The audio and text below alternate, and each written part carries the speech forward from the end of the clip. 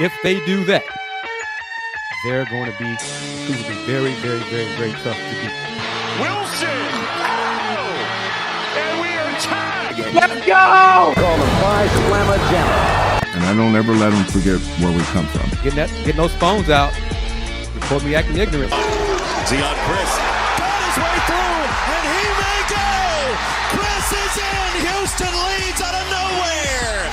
Seventh heaven for Houston. The Cougars advance to their seventh Final Four. Go Cougs! Let's go! It's so good! The dream remains alive for the Houston Cougars! Welcome into another episode of Let's Rage Coogs, presented by the Saxenian Family, a secondary sponsor, Star Pizza, on this Tuesday night, following Houston's very dominating and convincing victory over the West Virginia Mountaineers, 77-48. Your Houston Cougars come out on top, seventh-ranked Houston Cougars in all of college basketball, and they certainly looked the part, if not better, in this game against West Virginia. You know, it's kind of hard to go with how impressive the Cougars were from this last Saturday's game against Baylor, but you know what? I thought today's performance was much more impressive, which is hard to top what they did, but I feel like they did it in tonight's outing, and arguably a tougher team in West Virginia, at least when it comes to the resume so far this season, what they were able to do against Kansas, who turned around and dominated Iowa State tonight. So, you know, once Kris joins us, he'll reiterate how he loves Big 12 basketball. But before we get into this matchup, joining me, Dayon Dunlap. How are you doing, sir, on this Tuesday night? Man, I'm doing well. I'm doing well. Very impressive wins. 3 consecutive games with really, really good defense. And I think it seems like this team is really like finding itself and gearing into shape defensively as the months pass and the games pass. Right on cue, I have a tweet, I should say, from Joseph Duarte of the Houston Chronicle, who just posted West Virginia head coach Ross Hodge. The quote is, "That was a good old-fashioned tail whipping by the Houston Cougars." And again, it's just a complete dominating performance by U of H in this victory. Well, we look at the numbers offensively for Houston. Milos Uzan had a very, very strong shooting performance. And he took 9 shots, and all 9 were from behind the three-point line. Finished 5 for 9 shooting, 17 points, went 2 for 2 on the pair of free throws that he had in this game. 2 rebounds, 2 assists in 30 minutes. Good to see him finding a stroke and shooting it well for U of H. Emmanuel Sharp not too far behind him. He had 13 points on 5 of 13 shooting. He had 4 rebounds and 3 assists to go along. Kingston Flemings, 10 points, 5 rebounds, 7 assists for U of H in this game. Chris Anak, 7 points, 10 rebounds, so he gets double figures in the rebounding category. JoJo Tugler once again gets into double figures with points, 10 points and 6 rebounds in this game. So just looking at the starting lineup, it looks like a very, very well top to bottom performance by really the starters from Houston and sprinkled down. You saw Isaiah Hardwell, he had 7 points in this game, and Chase McCarty had 5 points. Ramon Walker had 4 points. Mercy Miller came in and got a pair of baskets at the end of the game. Truly a stellar top to bottom performance, a true team effort for Houston in this game over West Virginia.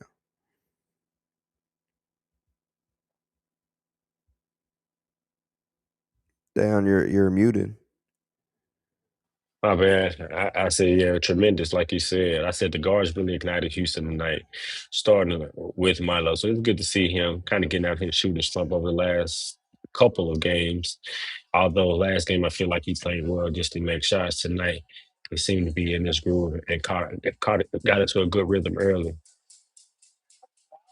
I'm seeing some of the comments from our YouTube viewers, and what's up? Welcome, Mr. Big Texco, to this edition of Let's Rage Coogs. Yeah, Crabtree with the comment on the screen. He says, "Solid work tonight by the Houston Cougars. Houston is getting better and better. Love seeing the improvement.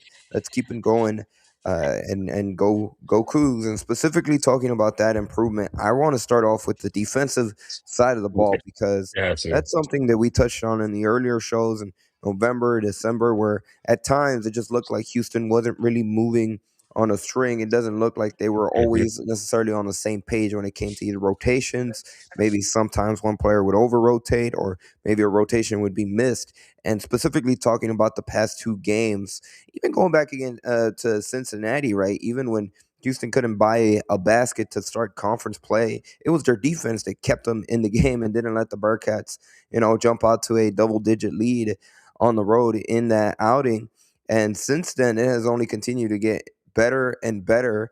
And tonight, that was the case. Like, they held West Virginia to just 5 points with about 5 minutes left in the first half until they finally hit a couple of shots, and they were able to get to a respectable 18 points. Well, I mean, not really respectable, but they were able to make it seem less worse than what it was to 5 points for much of the first half at halftime. But overall, for the game to hold this West Virginia team to 48, and really a lot of times the suffocating defense where even if it wasn't necessarily a turnover, they looked discombobulated at times. It looked like they were jittery with the ball. Even simple plays, or at least plays that you would expect to be simple, it looked like they were second guessing themselves. And that's all a testament to how well defensively Houston played and how they've turned up really the execution on that side of the ball the last couple of games. And how much they pay attention to the scouting report and paying attention to attacking the weaknesses or trying to take away the strengths of the opponent's best player. Like they do a really good job of that. And defensively, like you said, they really have it on the string. The rotations are there. Even when it comes to the monster, the second rotation comes, they help the helper and be able to scramble really well. They're playing really unselfishly defensively, and they're not pointing to get to the man. They actually are there. So defensively, I think they're going to get better and better. And offensively, I think once a few key players Isaiah start making shots consistently, he hasn't really had a game where he's was shot efficiently. I think he's getting more into a rhythm.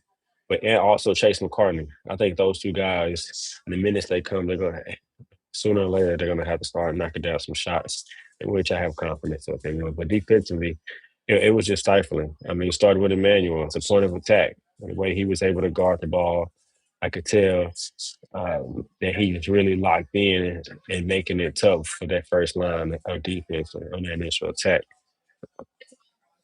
Absolutely, and just looking at the final stats from the West Virginia perspective, but their leading scorer, I mean, like you mentioned, they do a good job at really executing the scouting report and taking away a lot of the other team's best player. But today, the best at least scorer on the floor for West Virginia was DJ Thomas. Had a solid game, 16 points, 6 of 8 from the field, 4 of 5 from the free throw line. But one of the players that really coming into this game was circled on various scouting reports, was Honor Huff, I should say, who has been a phenomenal addition to West Virginia, and he still got a respectable 13 points, but Houston held him 4 for 11 shooting from the field in this game, just 2 of 9 on threes, and really, I mean, got him in foul trouble Made it tough throughout on him. the game.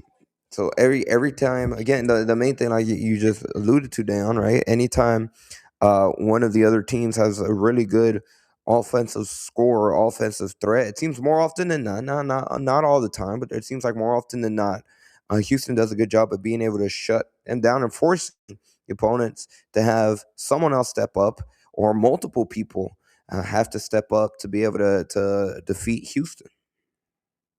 Yep. Yep. Way, I mean, like you said, it seems like more than often than not, sometimes like national championship, the second half, the best player kind of gets off. Hmm. But more than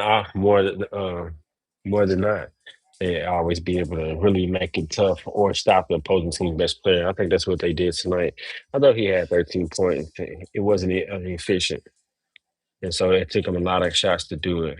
And so defensively, I think the bigs. I think during the availability, someone asked him about the chemistry between JoJo and Kris playing together on the back end. And he kind of talked about how JoJo missed a lot of time together, but you can tell, to me, it seems they're in unison on the back end as well. because Kris cleans up a lot of boards while JoJo tries to attack and contest a lot of shots, especially whenever he's close to around the rim.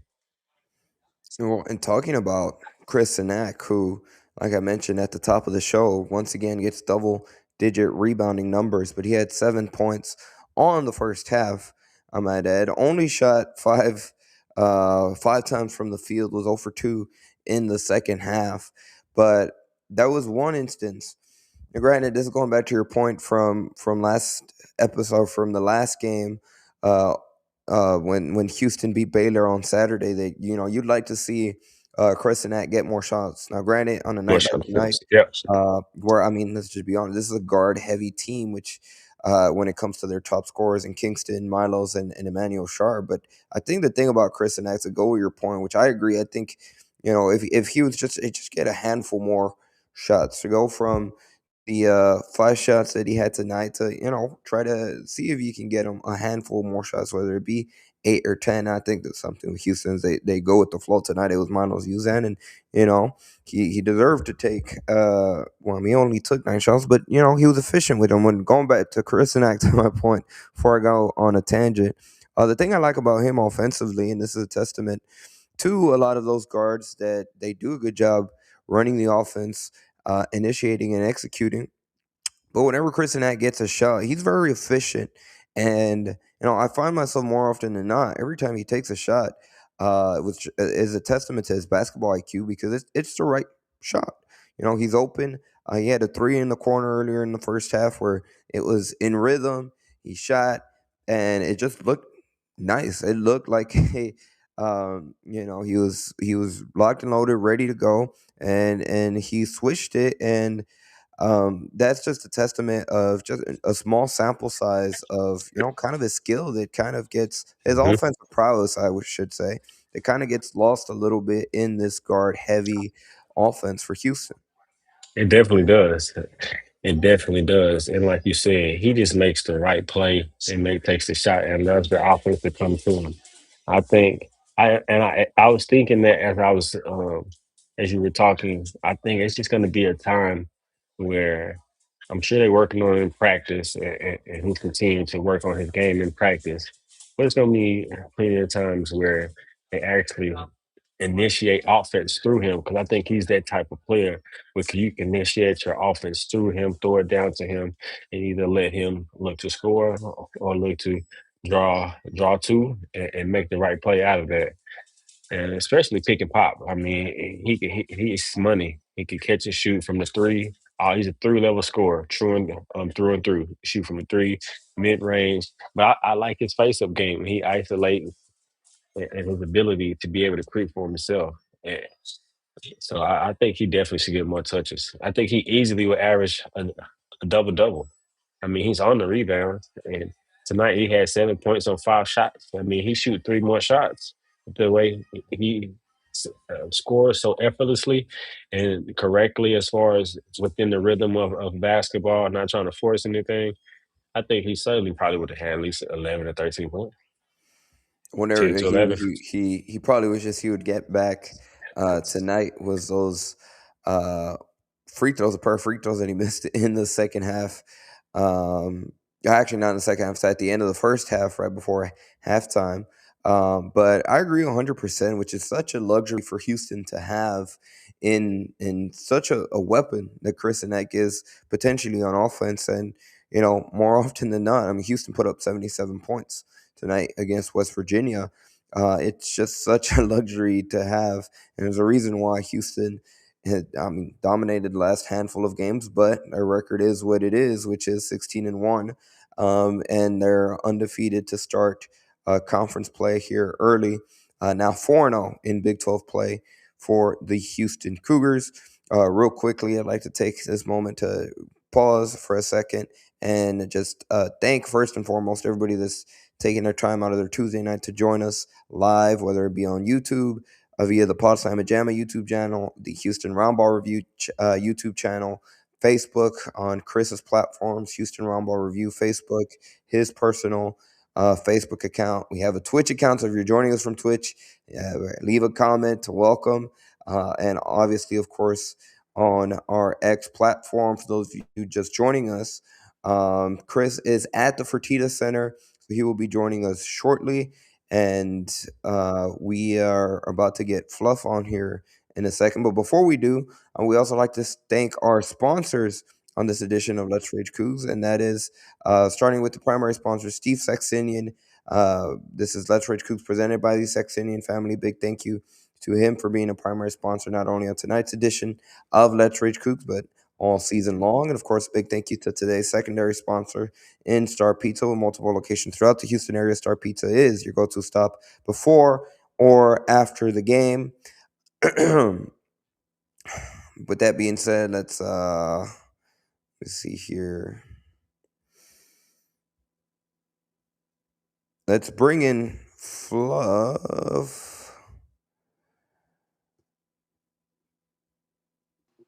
Fluff, how you doing, sir, on this Tuesday night? Fluff, what's up with it? Man, I'm doing well. Was at a high school game tonight, and ran a little double overtime game in Connecticut. But everything is good. Want to say what's up to everybody. I know it's Let's Rage Cools over everything. And I know I missed a couple games, but we back like we never left. Yes, sir. Back like we never left. Like that. Those are low key bars right there, Fluff. Let's talk about this game. Everything is straight off the dome, nothing written. Chilling in the kitchen, hitting threes like Mitch Richmond. You know. Okay, I see. I see. Hey D, he wasn't Yeah. ready for that one. Yeah. Look, I'm impressed, Fluff. Speaking of impressive, what did you think of this performance by Houston against West Virginia that we talked about off air and through messages and going back to our last show? This was a West Virginia team that, listen, tonight Houston made them look, they made them look bad. This has been a Mountaineers team that's gotten some good wins, including this past weekend where they beat Kansas. We saw, like I said earlier at the top of the show, what Kansas turned around and did to the number 2 ranked team in the country heading into tonight in Iowa State. And Houston just, flat out dominated them tonight at the Fertitta Center. Well, I think that we're really starting to hit our stride and understand who we are as a team. I think we're really starting to hit our stride and understand where our strengths and our weaknesses are. And I think we're protecting our weaknesses and exploiting our strengths more. So I think that we can make a lot, no disrespect to West Virginia. I think we can make a lot of teams look like that moving on here right now and in conference play. But I don't think it's anything against West Virginia. We're hungry right now. And anybody that, we playing who's in front of us, and we're trying to dominate who's in front of us every game. And I think that's just that mindset that is starting to, hit its stride as far as the team. Fluff, this comment right here is for you.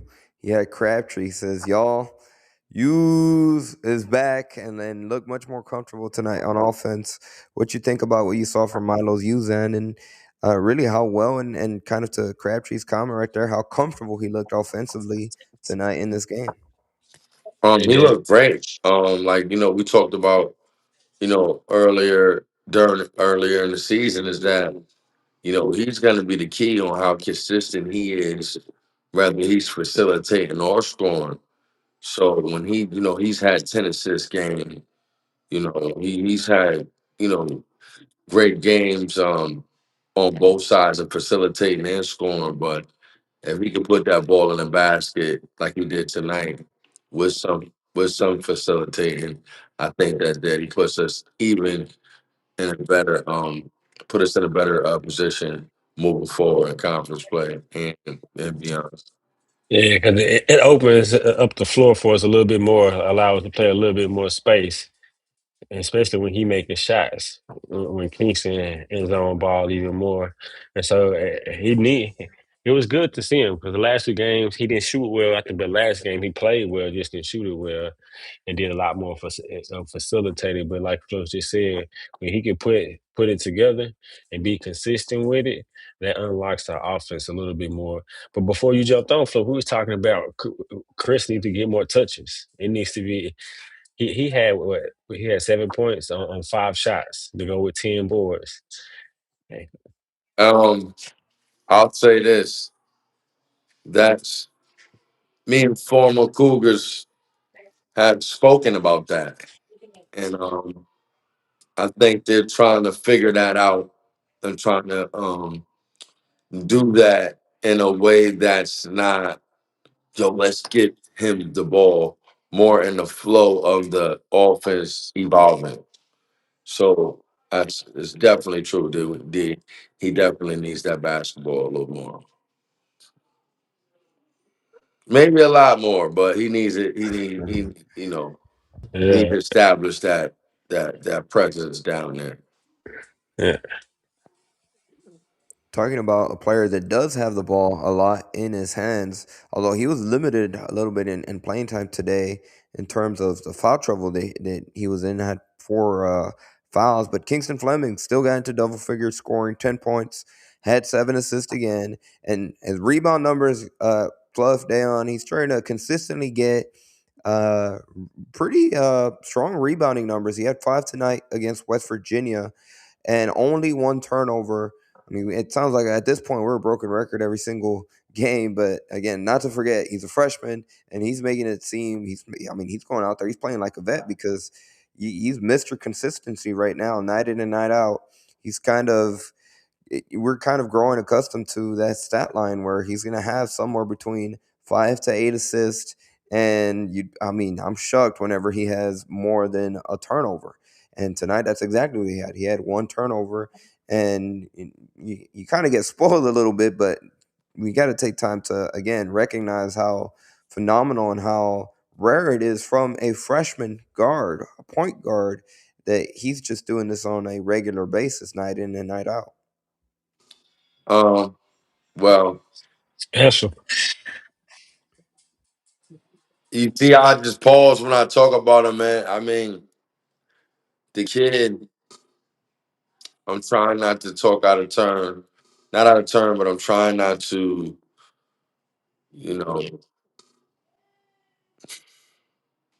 Is he the best freshman in University of Houston history? If he wins the I'm national asking a champ, no, question. no, but listen to this. Listen to this. If he wins the national championship, he's gonna have the best resume for any of the freshmen that's ever came through Houston. It can be in the argument that he's the best ever. If he wins the natty, because He you got got to to win it. think. I'm asking him. He has to win the national No, championship to I'm be not saying that. he has to. I'm not saying he has to. I'm just saying if he Okay. does, it's gonna be solidified, like no question. And I think you can have the conversations now because with that, I'm thinking of the awards that he's also going to accumulate with the All American and et cetera, et cetera. So I agree with you. Well, Because he's I'm looking saying like that. an AP second team, first or second team All American. Yes. Period. Yeah. Yeah.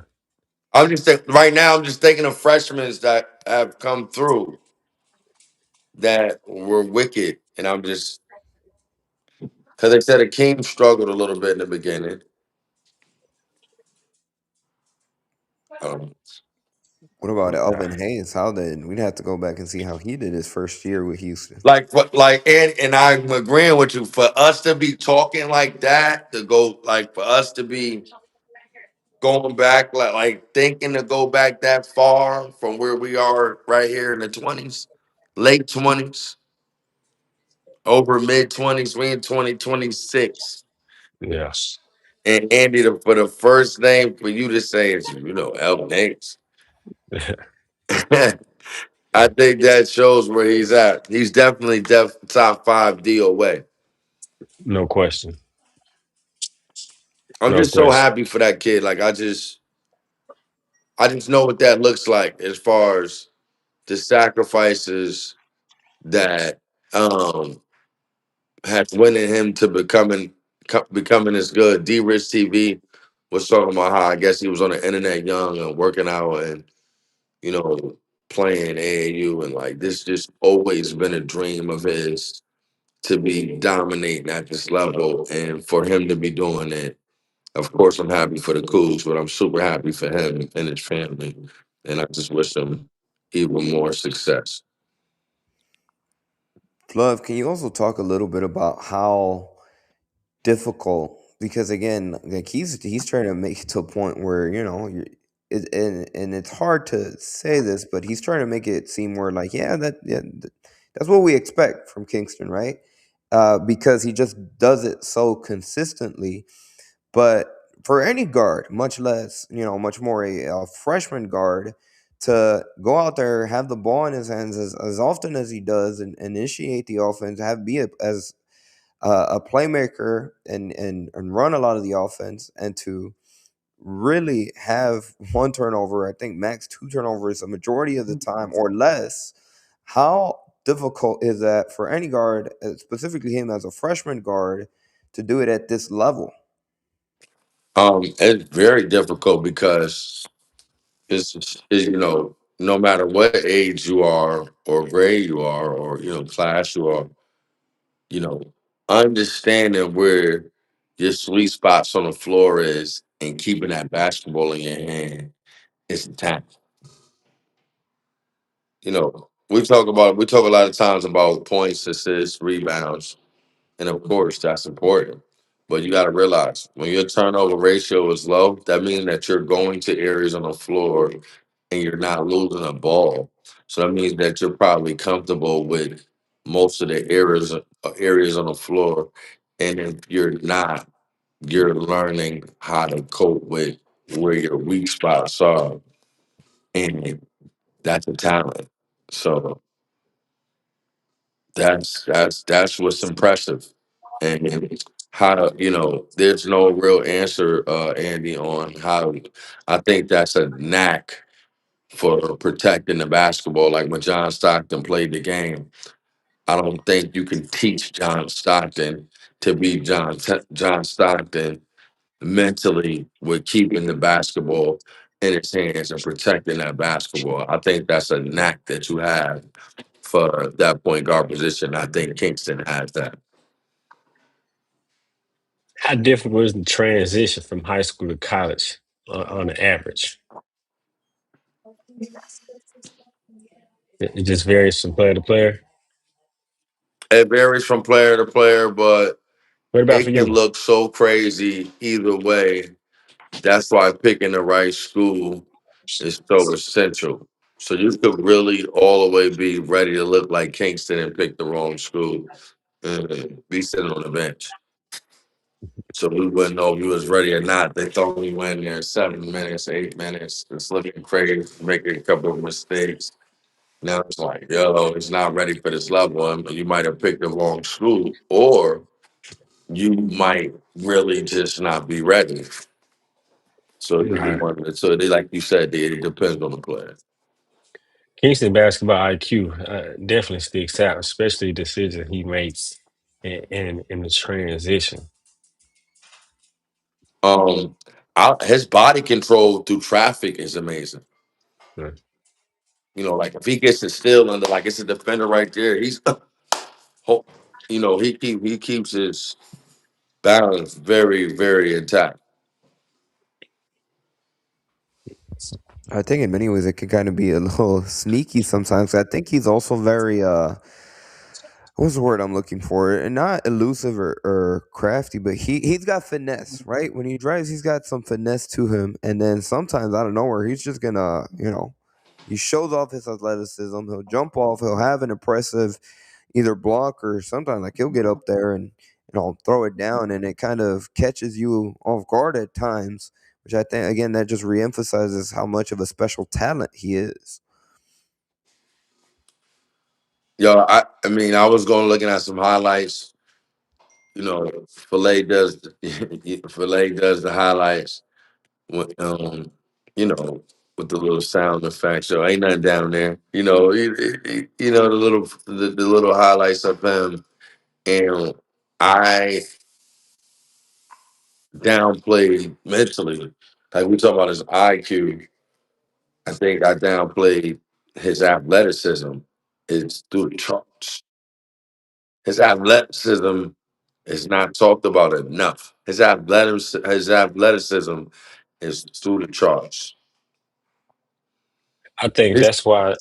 I think that's why they mentioned the Derrick Rose comparison because of that athleticism and you know, and, and, and that speed and like you saying, the body control while being as explosive and athletic. nobody messing with Derrick Rose, man. Right. Hey Nah, facts. yo, hey I'm yo. just saying that's why people kind Hey, of see listen. I know we flashes. on the show, and I know we got to be politically correct. And I love my Cougars, but I tell y'all all the time, I had the ball at the top of the key at the FedEx Arena in Memphis, Tennessee.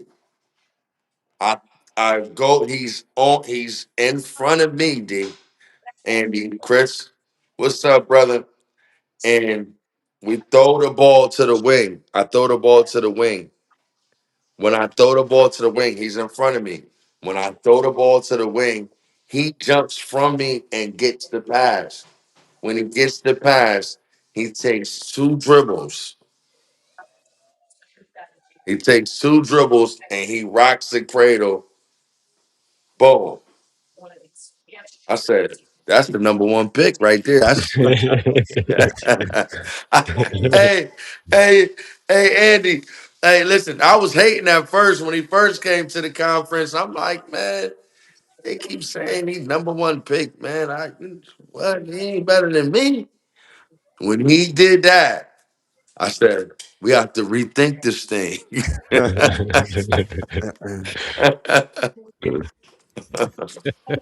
That's a That's perfect note. real talks. So Kingston, I love you. Kingston, I listen to me. I love you. But I ain't seen a freshman like Derrick Rose. But Kingston right there. He's right there. Perfect. Oh, Perfect oh, I want to say this, understanding, Andy. Chris. Go ahead, Fluff. 3-point. This is where he might have him, though, D. The Yeah. 3-point shooting and the free throw line. Give me 3, 4 more games. Kingston got him. He got to Kingston. Give me about 4 more games. Kingston might have him because I'm forgetting Yeah. about that 3-point line. Dang, dude. I think I'm forgetting about that 3-point line. Yeah. We got some time. We got some time to see where we at. Kris Gardner of the Houston Roundball Review joining us from inside of the Fertitta Center. First and foremost, Kris, how you doing on this Tuesday night? I'm doing very well, fellas. How y'all doing? Fluff, brother, how you doing, man? Good to see you. Good to see you guys. Good to be back. No worries at all, man. But yeah, uh, impressive win overall. Coach, West Virginia's head coach Russ Hodge was really complimentary of the Cougs, and one thing I think Coach Sampson touched on it as well. But as fans, we're not fans. People kind of take for granted of what Houston has accomplished. You know, Coach Hodge said what they do, they're consistent. What they have done as a program, they are consistent. You know, they do the rotations, the attention to detail. It's on point, game in, game out. They do this all the time.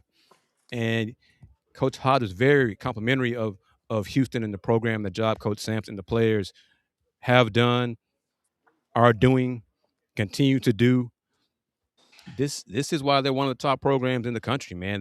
They do wear you out. They do grind on you. And they 2 games in a row, man, they had a 23-3 run. 2 games in a row, a 23-3 run. That's hard to do, man. Okay. 23-3 run. And they're getting better. Defensively, they're getting better. They continue to get better. The rotations are getting tighter. Defensively, the communication is getting better. It's January, midway January, then looking at February, and then Fluff and Dayon, Andy, and everybody watching. Let's Rage Coogs. the goal is to finish the season with those 6 straight wins. And me and Fluff and Andy and Dayon gonna be somewhere making a celebration video, jumping around, high fiving people, and celebrating with a Hey, drink. Chris, I can see it. I want it to happen. I We all see want it it to happen. too. Yeah, I Well, see. Chris, we got to put you on the hot spot. Yes, Is sir. Kingston Fleming one of the best freshmen to come through Houston? Who's Guard better? player who's better. Is he? Where is he? Is he in the?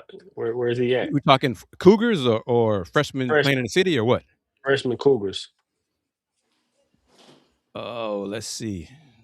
I mean, freshman Cougars with Coach Sampson. That's that's No, we kind of saying period, Chris. We no. I'm, saying I'm period. Yeah. thinking Coach Sampson. The players. That's kind of he's up there for sure under that because it's not a long list. I didn't see Rob Williams play as a freshman. So you know Ooh. Rob Williams was a hell of a player. Ooh. And I mean, Hey, Chris, hold on. Hey, fans, let's raise Coogs. We might be on here for a while, a little bit. He said Rob Williams. Woo. That was a bad boy, and I ain't even see him. So you know he a yeah, bad boy if he bad Rob and you Williams ain't was one of seen him. he was probably the first player I know who went by his first name on the back of his jersey. It said Rob. What you say, Chris? It didn't say Williams. It said Rob. For real? His On the jersey back said of his jersey. on the back of his jersey, Hey, Rob. Well, y'all know that's how we do. Y'all know how we do now. Hey, D, you know how the hey, Robs do with that red on now. I mean, Okay, hey, yeah, hey, it is what it Rob. is. that's He loud right was there. But Rob McKiver can't mess with no Rob Williams, okay? you know, Nah, nah. and yeah, That's one thing I love about the Cougs and the history we got. We all having a powwow is guys that get their respect on another level. That's a bad man. And Otis Birdsong. oh yeah, most definitely. Otis did go back and look at the film. Andy, go back, look at the film. Otis Birdsong. Otis was 70s, Rob was early 80s. So yeah, Some bad boys.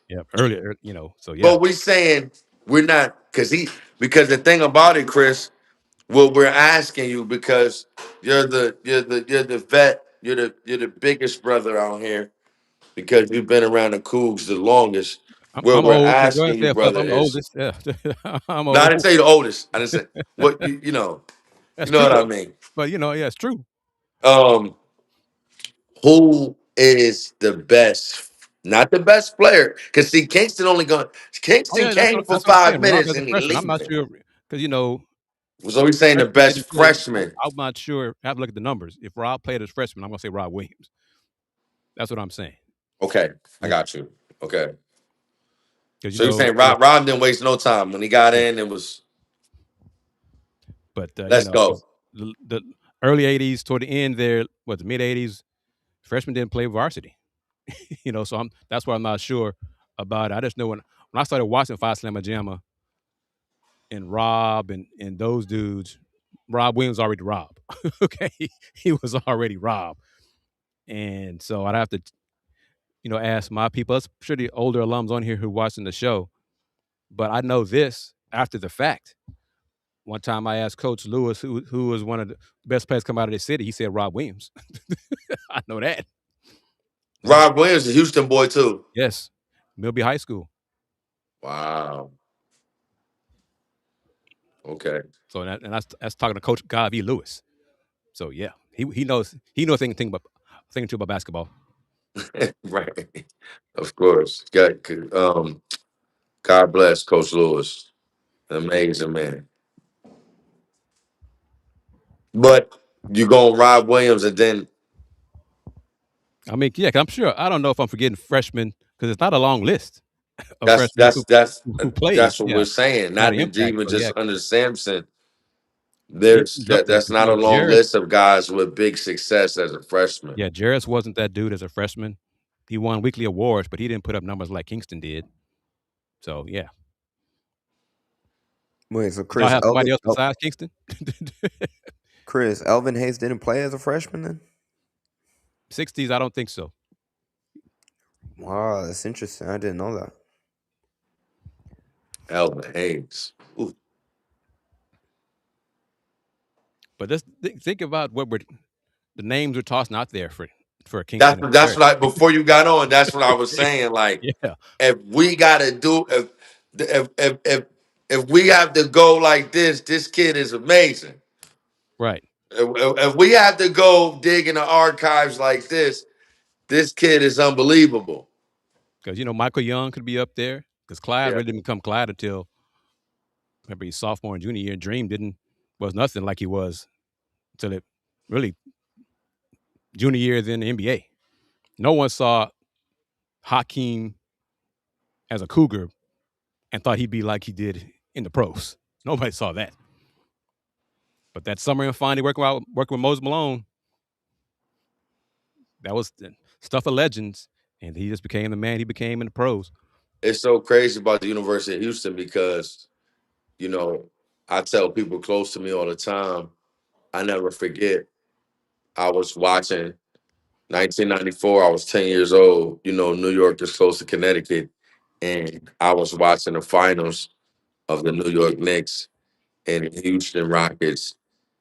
And the whole time, so you think about it, everybody on this side is going to like who the Knicks Mm-hmm. and Pat Ewing. But I've always been a fan and a nerd of the game.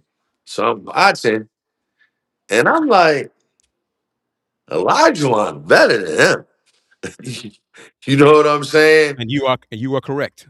And this way before I became a Cougar, so nobody can say, "Oh, he's biased because you're a Cougar." I mean, I watched him for 7 games. First of all, I watched the series before that against San Antonio, and I never seen it. I never seen a big that skilled in my life. After that, Yeah. it's just my opinion. So that's amazing how kids can go from looking like something right here and then becoming, like you piggybacking on what you're saying, Kris, then becoming something so extraordinary that nobody's seen coming. And I think that's the beauty of sports and working hard, what a Most summer, definitely. 2 years could do. Because Akeem as a Coug dunked and blocked shots. That's pretty much what he did as a Coug. Dunked the ball and swatted stuff. Anything came in the lane, it was going back. That's pretty much his offense right there. And Wow. then he just grew into everything else. But yeah, Michael Young, Mike Young up there too. I don't have a problem saying that. Michael Young. I'm telling you. But this folks who are watching, the names we're tossing out there for Kingston Flemings. That goes to show what we're doing here, people. So yeah. Andy over there, like, I just asked you one question. You know how we do though, Andy, man. One question is 11 minutes, man. But and he didn't. Best answers. He got in Or the foul best trouble, and he didn't have an impact in the first half. And then Milos got it going. These different guys stepping up each game. JoJo is getting better. Kris is getting better defensively. 10 rebounds. And could y'all hear the comment that Coach said about JoJo? No. What do you say? Did he finish with 7 rebounds or 8 rebounds? JoJo? Yeah. Finished with 6 rebounds. What is this? Yeah. 6 rebounds. Although, what you said, previous shows, Fluff, he's done a much better job getting into that. He's had double digit rebounds in the last handful of games. So his rebounding's up there, and most importantly, it seems like he's finally been able to stay out of foul trouble on a consistent basis, which has been key for him too. But yeah, Coach said that what we've said last 8 or 9 years. First play of the game, he's going down to the post. And that's JoJo. But Coach, he also said he does not want JoJo to get 10, 15, 20 touches like that. That's not how this offense is built. Now, when he had Josh Carlton, a low post presence, low post threat, he went to Josh Carlton. And next year, I think he's going to do that with Erfan Dion. But Chris, you high on fellas, him. You like him. fellas, You Coach saying it. also said he loves for people to double team JoJo because JoJo's a good passer. And I was like, whoa, Hey, Chris, you love that big fella that's coming in. You 7'1", 290. huh? 7'1", 290. You like, what's not the love? And he talks. He's a communicator. You know, where he's supposed to be in the wrong spot. And he has a little flair to his game, too, you know. When he does something other team can't stop, yeah, folks gonna like him. Nice. It's on him to work. He's got to come in here and work. That one of his questions in high school was if he gets going, if his motor is consistent. Not a choice here with the Cougars. That was dope. That was dope. So yeah, so he plays When you go extremely into hard. practice, Yeah, and I say this to you young fellas out there on your recruitment trail, just understand this. I don't think kids understand this. You always want to be seen by NBA scouts, but when you can be seen by them in practice, your stock rises even higher or lower because they're watching what your habits are besides the game. exactly. See, the game is the candy, is the icing on the cake. But I know from even my own experiences, they come to that practice and see what's going on with you. But where University of Houston is now, man, you're gonna have 12 to 15 scouts at practice all the time. For sure. That is So that is a that's fact. when you're going on your recruitment trail, understand, start evaluating how many scouts are going to be at practice. They come into the game because Yeah. there's so many players um, on both sides of the matchup. But Good teams will draft players based on how you do in practice. it's, it's real talk. Okay. Let me say it again.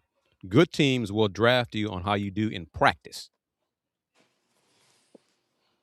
I've seen it.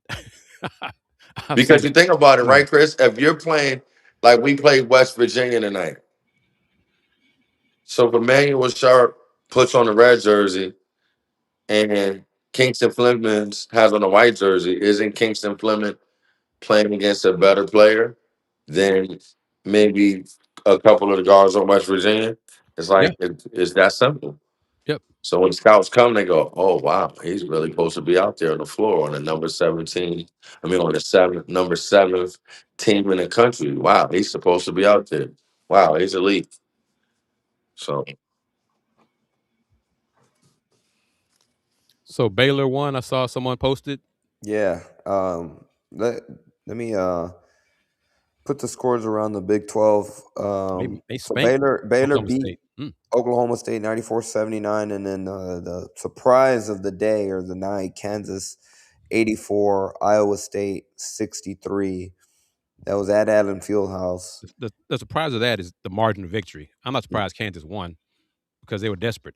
They needed to win, and their pride was being challenged by everybody in the Darren, locker room. Some media, they were questioning their intestinal fortitude, and well, I can say it on here on the show. They're questioning the players. Some of the players' nuts. How you gonna represent Kansas with or you just gonna go through the motions and all this kind of stuff? So and it was a home game too. mhm. yeah, So that all adds up to it. So it's life in the Big 12 on the road, especially. Darren Peterson for Kansas, 27 minutes, 16 points, 6 of 15 shooting, did he come back? 5 So yeah, rebounds. so he didn't shoot well. They still won by 21 points. So he came back after the little injury. Yeah, because he played 27 minutes. Okay. No, I had seen that come across the screen that went up and he came down, but I didn't Yeah, know if he he he went went back in. back. Yeah, he did. Okay, that's good. Yep. So the number 2 team in the country lost by 21 points in Allen Fieldhouse. Life in the Big 12. Like the Big 12.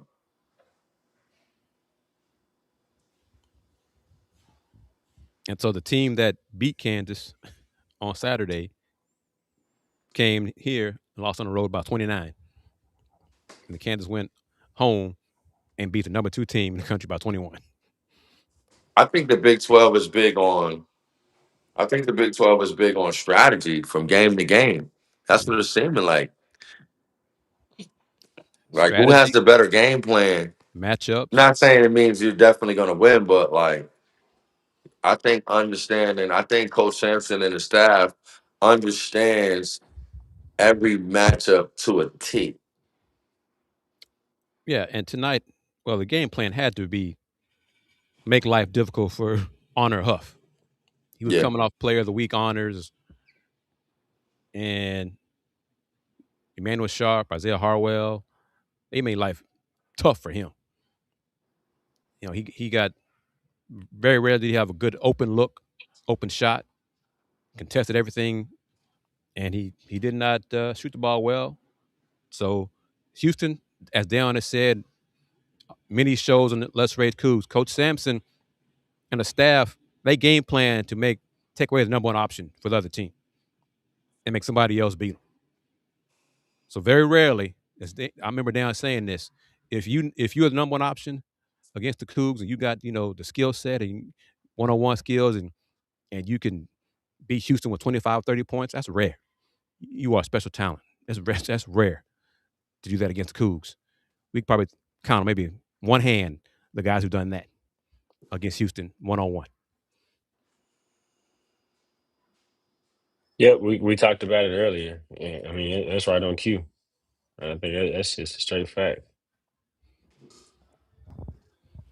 Chris, what were some of the other things that Kelvin Sampson or from the West Virginia side that was said post game? Coach Sampson, the last question I got a chance to ask him was if he had seen improvement in Chris Senek's defense. He said yes, and then he went on and talked about all the freshmen have gotten better. Isaiah's gotten better, Chris is getting better, King's getting better, Chase is getting better. Remember, Chase is a freshman; he's a redshirt freshman.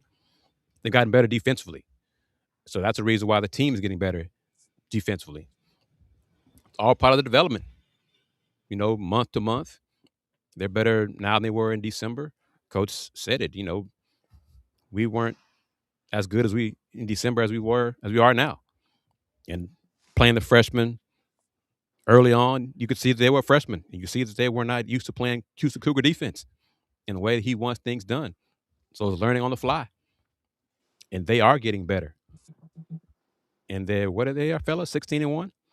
yes, sir. Yes, sir. 16-1. They're now 4-0 in conference play to start against Big 12 opponents. And one thing that I think, Andy, you said it as well. West Virginia win Saturday over Kansas was the worst thing that happened for them coming here. Because staff, and I'm sure even the players, they beat Kansas? Oh, yeah, we're going to be locked in for them. So Locked in. locked in. And they were. 28-5. 5 points for, 15 minutes? Five. It wasn't worse because the Cougs were not knocking down their open shots. So, man. ECA. Yes, sir. Fellas had an idea, for the conference. I'm surprised the conference hasn't done this. Brett Yormark with the Big 12 is the second best league in America behind the NBA. That should be a shirt. Yeah. And handed out to every Big 12 school in their school colors. Big 12, second best league in America behind the NBA. And then you can say on the back, a different league. That should be every Big 12 school should have that. Have that as your warm-up shirt, your shoot-around shirt, whatever. That's a great marketing idea. Who's our close second? SEC? Conference? This Like year, Big conference, 10. Top to bottom. This year, Big 10. Mm-hmm. But like, I'm just saying overall. The SEC's last year was special. But that was kind of out of the blue. They were football, for so long. But last year was special. Big 10 is up there, but they have won a championship in 25 years. Yeah. Dang. Hey, hopefully this year we have all Big 12 Final Four with Houston coming out on top. That's it. We Versus got me. 4 teams in the Final Four. And the Final Four, we winning that national championship for sure. Not saying we not. It's not like that. But if you put us with 4 teams and from our neighborhood, I'm betting the house on that. I mean, I could see a Houston Arizona championship game. Yeah. Yeah. I could see that.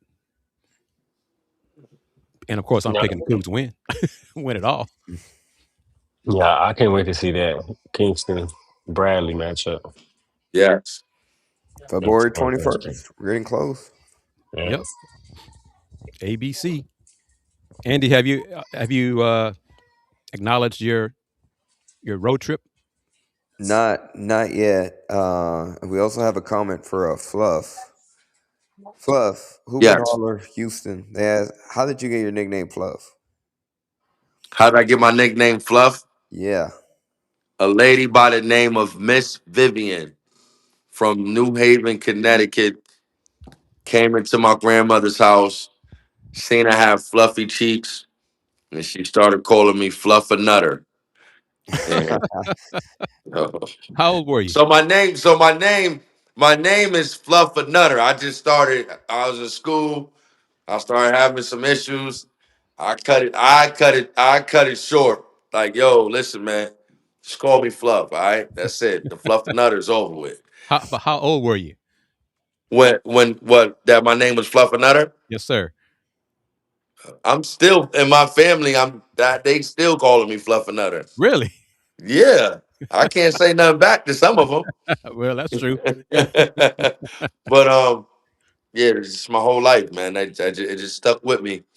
I tell you guys a story.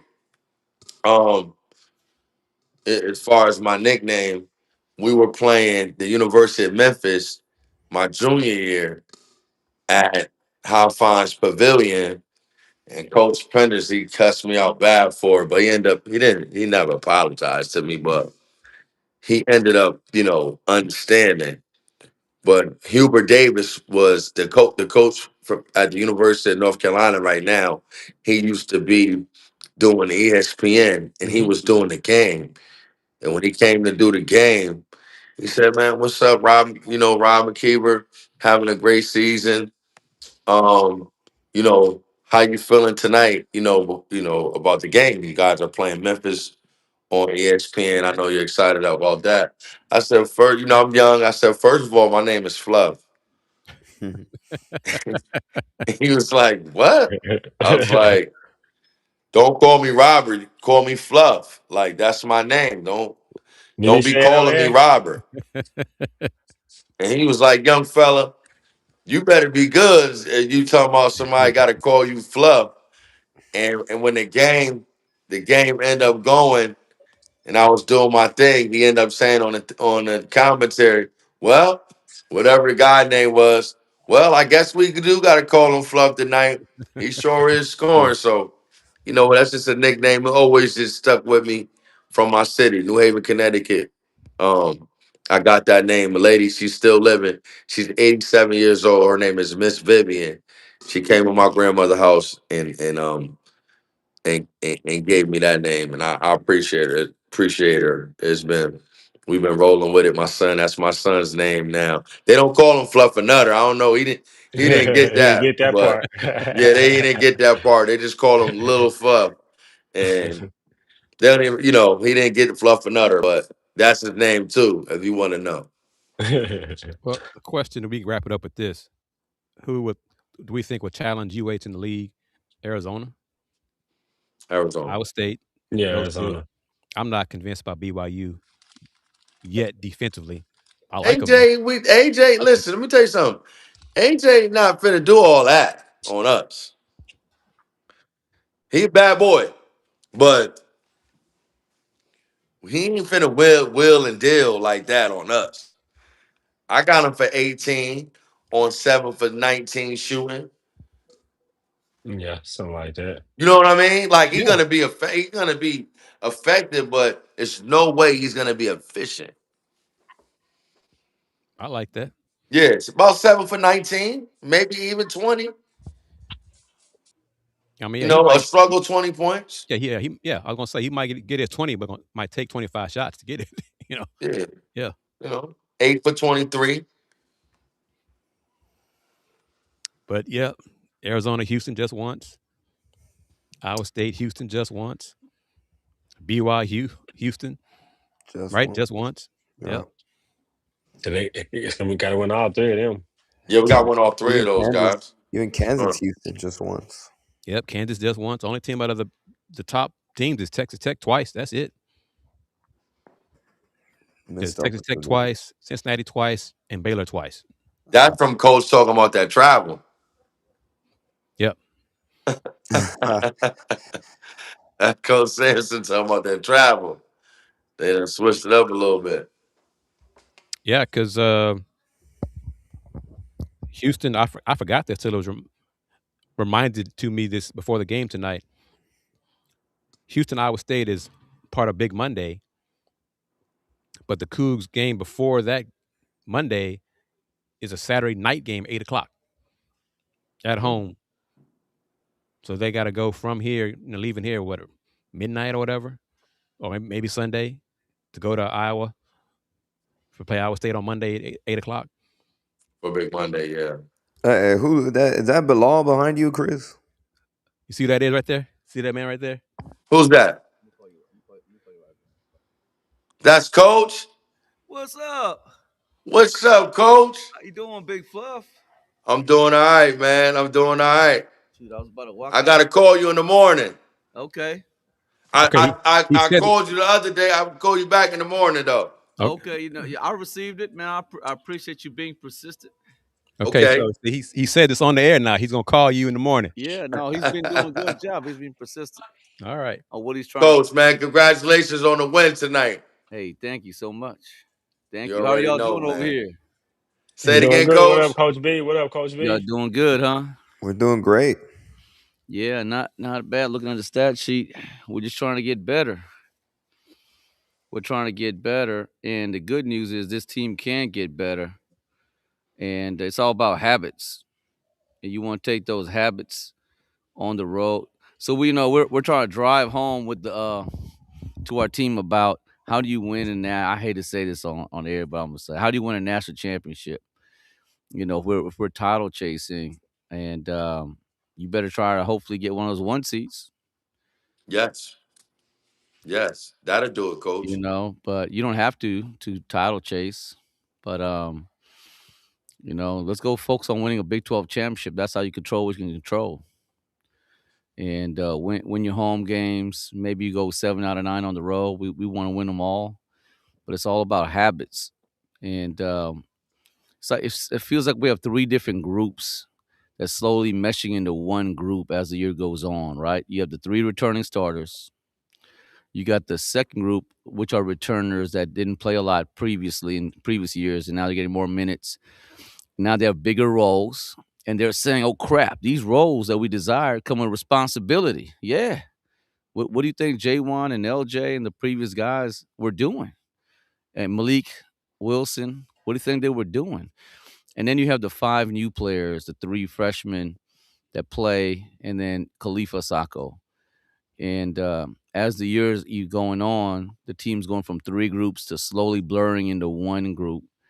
And that's what the journey's about. So it's good to see, but you can't relax, So we're about to go home tonight, watch film, and notice, hey, what are they doing well? But are they making the same mistakes over and over again in small little areas? A new hole presents itself. You fix that hole, and then a new hole presents itself, and you keep on filling and filling and filling until you get to March Madness.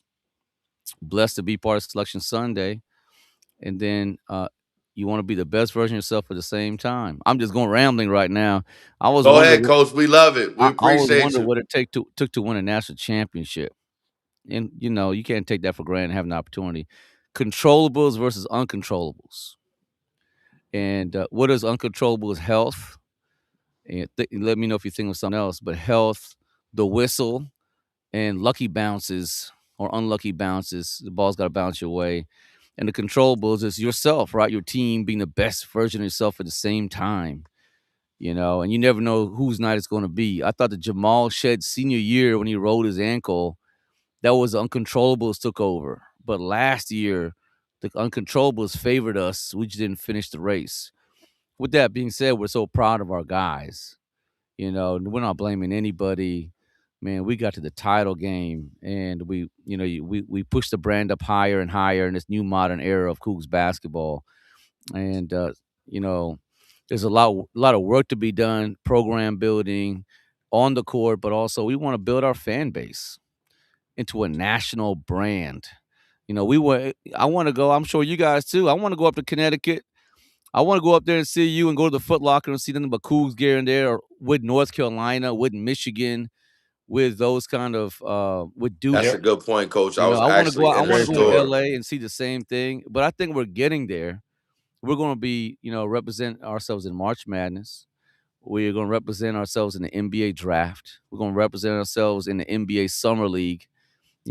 Hopefully one day we'll represent ourselves in the NBA All-Star game.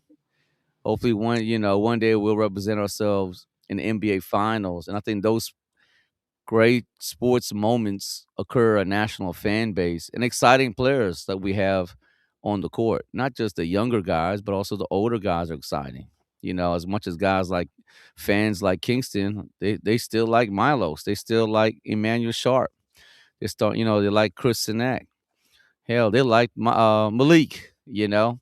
So That's one of my favorite players, Coach. I yeah, had I had a whole segment on here about Malik, big y- time Cougar. yes, for sure. But another thing is we're a true program. Fluff, you're part of it. We have 120 former players reconnected to the program from the 50s, from Mr. Bernie Kapner all the way to 2020s. That's big time. That's what big time programs do, and then we really appreciate this platform. It goes a long ways, to get Cougs information, discussion, exposure. Uh, I would rather do this than any other platform, to be honest with you. So I really appreciate you guys, the time, effort, energy. I mean, look, the game's over. You guys are giving real time intel, to our ever growing fan base. So we appreciate y'all. It takes. Here's the last thing I'm gonna say before I go. To win a national championship, and to God be the glory, we're going to do it. But to win it at this type of school, we're not in Lexington, Kentucky, or in Durham, North Carolina, like those college towns. In a city type environment, it's different. It takes a community of people to win a national championship. We're not arrogant. Coach Sampson will always say we're not arrogant enough to just think it's in just our basketball staff. It's a collection of people, and we're just appreciative you guys are part of our community, helping us move forward to our ultimate goal and having a parade in downtown Houston. So we really appreciate y'all. Didn't mean to go off on a rant, but go Go, Cougs. go Cougs, baby. Go Cougs. We appreciate you, Coach. Thank you, Coach B. That was organic. I've known that man half his life. We go back a long, long way. That's a good man right Yes, there. sir. I've known Fluff a long time too. So Yes. I'm gonna get on my Yeah. pedestal for a moment, folks. I've been doing this a long ass time, people.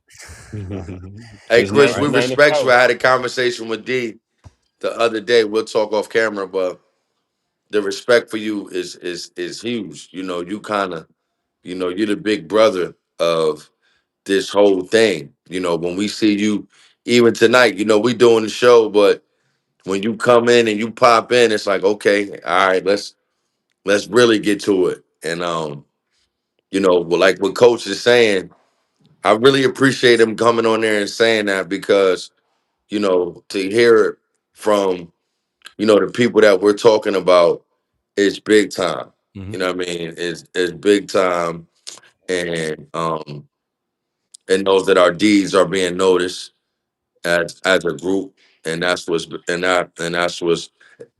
big, and how much we love the Cougs from Hmm. being Cougars.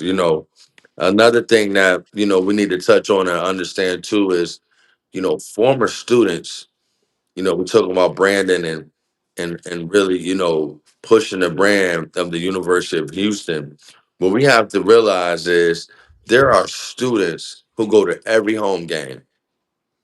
Hmm.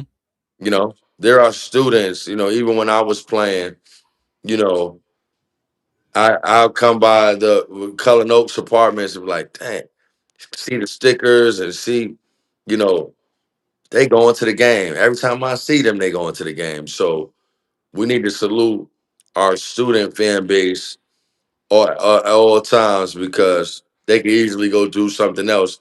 And what Coach B was touching on is to be in a big city where you have the Texans and you have the Rockets.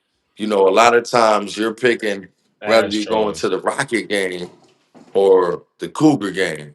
And, it's just anything it's a big, beautiful city. Right. A lot of things are going on that might not even be basketball.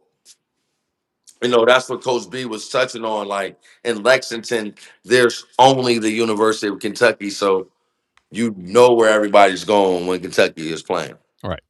So what we're doing is amazing to, have the fan base that we have. And I mean, the Houston Cougars, I'm probably forgetting somebody, but in terms of big city, this is a pro town. H-Town is a pro town. We know that. So it just makes it more impressive what the men's basketball team has accomplished, has built, has established. They have a firm grasp, but the fan base in Houston is still growing, and the respect nationally is still growing. So, I'd love to be, we go to for a road trip and be in the airport or be in some Foot Locker or apparel store and see Houston Cougar gear, in another state. So that's what I love seeing because, hey, I made a few trips, other cities. You're the guy that does the Let's Rage Coogs show, aren't you? Aren't you Houston Round Bar Review? I sure am. I don't know that person from anybody, but they know this show. They know the Houston Round Bar Review. They know the Houston Cougars. We're growing, people. Let's enjoy Um, this ride. hey, I want to say this because we got to pump the less rage now. I just want to say this. Any other shows where the coach come on here, I just Live. want to know. Hey, Live. I just want to know: are there any other shows where a coach come pop in and say, "Man, let me talk to the people with y'all And I'll just put this to around the you. country"? I'm not even talking Yeah. about. I ain't even talking about Houston shows. I'm saying podcasts around the world shows We're of just getting other started, people. schools. Coach pop in, Bill Self and assistants with they ain't We're popping just getting in. started. Trust me. All four of us got ideas. We're just getting started. All right, just want to put that out there. And we got some new things coming for y'all Yes, soon. sir. Mm-hmm. Mm-hmm. That's the perfect segue, Chris, to talk about some of those things that are coming. Is that road trip to Texas Tech, January 24th, Saturday, January 24th. Got the email back from the Texas Tech communications guys. So we will be there from Lubbock, post game coverage, interviewing uh, Kelvin Sampson, whatever players they make available on that January 24th. And big thank you to want to make sure I get this right. A supporter from UH's Bauer Business College, because, Chris, Fluff, Dayon, that UH, we're talking about the University of Houston, have one of the best business schools in not just Texas, not just in Houston, but all of the country. Bauer, so big thank you for providing aid in that trip to Lubbock for Texas Tech. So that's the big news. So 11 days from now, when Houston has a rematch against the Red Raiders, we will have Let's Rage Coogs. We'll have live post game coverage from Lubbock. So that's Cougs helping Cougs, big baby. time. Yes, sir. Big thank you to a supporter from Bauer Business School at the University of Houston. Big time. And like Chris, you just Yes, said, sir. just getting started. And on top of that, what Coach Bilal said right there, I think is pretty big time too. Um, this ain't we're not just over here in the void. Like this is when we talk, right, people listen. I like when you talk like I like, Andy. yeah, Andy, go Yo, ahead. hold on. Wait a minute. What? Pop it, Andy. Yo, Andy, wait. Andy, yo, listen. Whoa. Andy, I like where that come from. Hey, Okay. I I had to like match the that, bars from Andy. earlier in the When we show. talk, people listen. That's right, Andy. That's right. Got to match some bars from earlier in the show. Be- because what?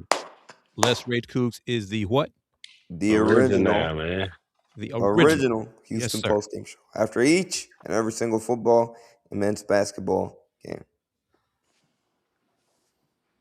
Say it with your chest, Andy. Say it with your chest. And so, yep, road trips, onward and upward. Folks, we're just getting started. Just put it like that. We are just getting started. So, Andy, go and put it out there. If you want to, if you are able to and willing to contribute to the road trips, send that Assistance. And email. let Put me the just email on the screen. reiterate, yeah, the email's right there on the screen again. There's no such thing as, too little. We're grateful for any type of support. And that's why we're on to double down and really reiterate that big thank you to the supporter from UH's Bauer Business College, for helping make the contribution to aid, because look, it might be in state in Texas, but Kris Gardner, that, even though it's in Lubbock, you still got to spend a good amount of cash to go up there to Lubbock. So big thank you to the supporter from UH's Business Bauer for his contribution. If you are interested, again, there are many more road games. Kris and I are trying to hopefully make it work going to the Big 12 postseason tournament, and then the NCAA tournament. The goal, right, when we have that first Monday in April for championship Monday, all four of us live from the court, be Yeah. on the court, following the It's looking Houston like Cougars we not gonna have that no problems this year. That's what 20, it's looking like. Excellent. We 26 talk about that later. Yes, sir. national champions, all four of us on the court in Indianapolis, Lucas Oil Stadium. That's the goal. So reach out. Let me put it one more time on the screen. Let's Rage Coogs at gmail.com. The original Houston postgame show going back to 2022, because we ain't new on the block. It's 4 years that we've been doing this. And like True to this, not new to this. you heard it from Coach Bilal right there. We're not just speaking to the void. When we talk, people listen. I had to repeat it just for fluff, because that's tough. All right, Kris, it's on to you. Excellent, brother. Excellent. Your idea is growing, is blossoming. It's about to take off here in 2026. Thank you guys for holding it down. Appreciate it. Cougs won 77-48 over West Virginia, over a good Mountaineers team. And we're going to do it again Sunday night. Game against Arizona State. It's a 5:30 Central Time tip-off on, ESPN, I think? ESPN. Yeah. So Let me join us double for check that real game. And y'all know it. Fluff knows it. Andy knows it. D knows it. Y'all know it. Watching the show on Facebook and YouTube and Twitch and Twitter since 1994. The Houston Round Ball Review. Local name, global perspective.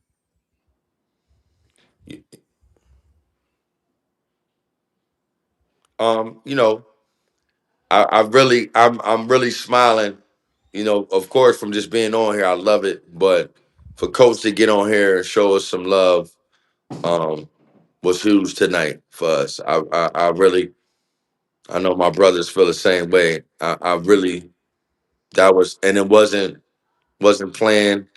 It was organic. It was natural. It was real. It was love. It was cougarish. You know what I mean? Y'all like that one? Yo, look at quick. Chris. Y'all like that one? It was very cougarish. Okay. And we just getting started, man. This thing is gonna be legendary. Big shout out to the city. To the city. Big shout out to Cullen Boulevard. You know what I mean? Legendary place. The University of Houston. Shout out to Coach Sampson and the whole coaching staff for really bringing us to a whole nother level that we didn't see coming. It's so, Chris talks about it a lot too. It's so easy to get entitled and feel like we're supposed to do this and we're supposed to do that. But we've come so far and we still, still rolling and still growing as a program. But to be a part of that has been a blessing for me, and I'm sure my other three brothers on here. But you know what it is, go Cougs. You can find us on Instagram, Rob McKiver, Elm City Elite. Look out for us on the sneaker circuit. We are coming with maybe some more uh uh Cougars that are playing a little Cougarish, out there. We'll be in Philadelphia, we'll be in Ohio. Everything is just going together. We're striving for greatness. But you know what it is, go Cougs. Cougs help Cougs, and we're gonna keep it Cougarish. Go Cougs. Yo, I just came up with that off the dome. That was just I just this is what I do. Man, shout out Coach B, man. Like Coach B said, we trying to take it national. Don't look down, look around, because it's Cougs in town. And we're going to be here, we're going to be there, we're going to be everywhere. Texas Tech, we on the way. We know we coming. You know what I'm saying? So reach out to the email, want to partners with us. Let's do it, man. We growing. Go Cougs.